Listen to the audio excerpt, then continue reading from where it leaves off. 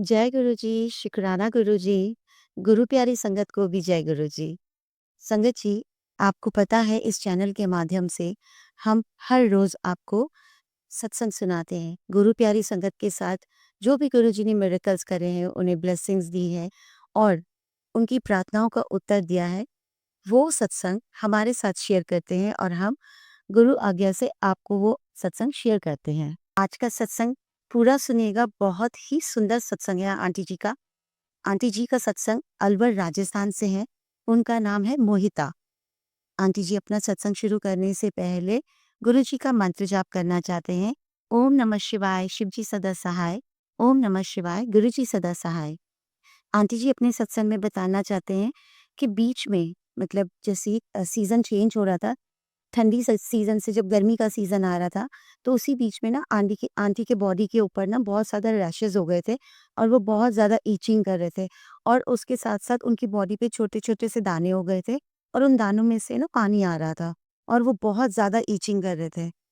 Aunty को समझ में नहीं आ रहा था कि उनकी बॉडी पे ये क्या हो रहा है और वो दाने दिन पे दिन बढ़ रहे थे उनकी बॉडी पे। फेस को छोड़ के उनके जो क्या कहते हैं बॉडी है उसके ऊपर वो पानी वाले दाने छोटे-छोटे ब्लैक कलर के हो रहे थे और उनको बहुत इचिंग हो रही थी। उन्हें समझ ही नहीं आ रहा था कि मेरी बॉडी में ये क्या हो रहा है। वो गुरुजी का जल प्रसाद भी पी रहे थे।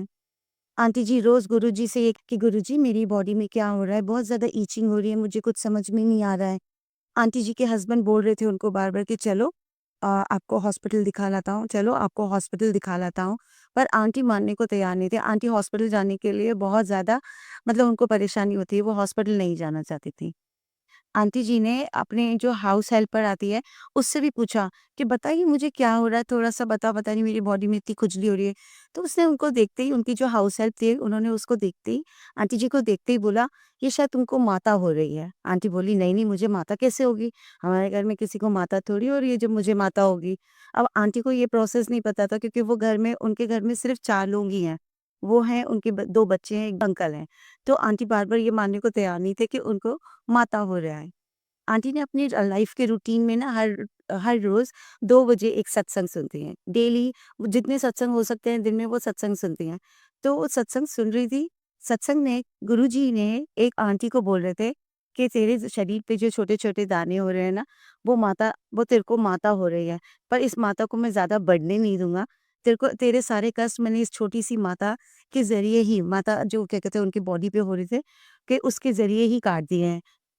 तू जिस परेशानी को आगे देखने वाली थी, वो परेशानी मैंने तेरी छोटे में ही काट दिया है और तू आगे अब बहुत खुश रहेगी। तेरे पे जो कष्ट आने वाला था, वो उस माता के ज़रिए खत्म हो गया। आंटी शॉक्ड हो गई ये सुनकर कि अरे!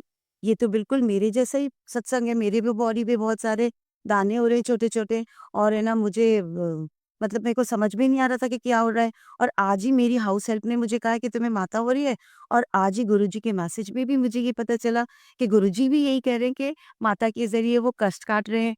तो आंटी जी अपने सत्संग में बस यही बताना चाहती हैं कि जब सत्संग आता है, तो सुनना चाहिए जिससे पता चलता है कि गुरुजी ने कौन से हम नहीं जानते कि हमारे को गुरुजी ने कौन से सत्संग में हमारी प्रार्थना या हमारे क्वेश्चन्स का जवाब दिया है। इसलिए आंटी गुरुजी का बहुत-बहुत शुक्राना करती हैं कि उनकी छोटी-सी फैमिली के अंदर उन पे ये कष्ट आया भी क्योंकि माता जब होती है, तो वो फैमिली के बीच में नहीं रह सकता जिसको माता हुई है, उसको बिल्कुल आइसोलेट होना पड़ता है। पर यहाँ ऐसा कुछ नहीं हुआ।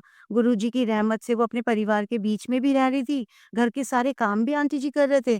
पर ऐसा कुछ नहीं हुआ कि उनकी वो जो माता आई है, वो छुआ-छूत होके उनकी फैमिली में किसी को लगे, ऐसा कुछ भी नहीं हुआ। तो आंटी जी गुरुजी का बहुत-बहुत शुक्राना करती हैं कि उनको सत्संग के माध्यम से उनकी प्रार्थना का उत्तर दिया।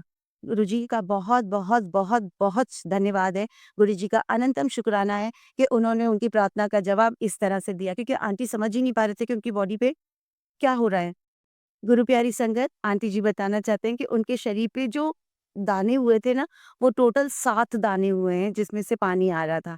उसके अलावा आंटी की बॉडी पे वो 7 दानों के अलावा जो 7 मार्क्स बने उसके अलावा कोई 8वाँ मार्क्स नहीं है।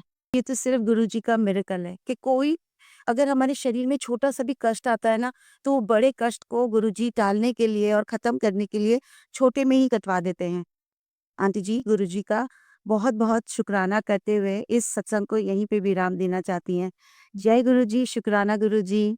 अगर आपके पास भी सत्संग है कोई और आप भी संगत के साथ शेयर करना चाहते हैं, तो आप इस चैनल के माध्यम से अपना सत्संग शेयर कर सकते हैं। डिस्क्रिप्शन में मेल आईडी और व्हाट्सएप नंबर दिया गया है। आप उसके ज़रिए लिखकर या ऑडियो रिकॉर्ड कर हमें भेज सकते हैं। जिस दिन हम आपका सत्संग शेयर करेंगे, उस दिन हम आपको इन्फॉर्म कर देंगे। बस गुरु प्यारी संगत को मैं यहीं पे आपसे इजाज़त लेना चाहूँगी कि बस इसके छोटे से सत्संग के ज़रिए अगर आपको कोई मैसेज का रिप्लाई मिला है, तो अपना जय गुरु जी ज़रूर लिखिएगा। जय गुरु जी, शुक्राना गुरु जी। ओम नमः शिवाय, शिव जी सदा सहाय। ओम नमः शिवाय, गुरु जी सदा सहाय। जय गुरु जी, शुक्राना गुरु जी।